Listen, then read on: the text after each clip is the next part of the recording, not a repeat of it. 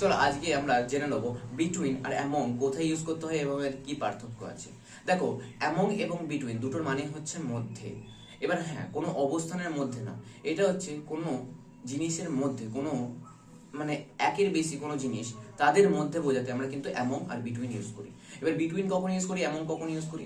Between use করি যখন দুটো জিনিসের মধ্যে বোঝায়। যেমন হচ্ছে ধরে রাখো হচ্ছে এ একটা পয়েন্ট, বি একটা পয়েন্ট, ঠিক আছে, তার মধ্যে ধরো বা এ একটা পয়েন্ট, সি একটা পয়েন্ট, তার মধ্যে ধরো বি রয়েছে, তাহলে কি বলবো? B is located between A and C, দুজনের মধ্যে, ঠিক আছে, এ আর সি এর মধ্যে বি রয়েছে, সেই কারণে বললাম between A and C.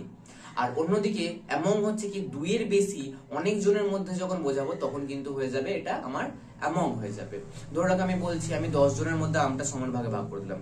I have divided the mango among the 10 people. Okay, among the 10 people অথবা 10 পার্সনস,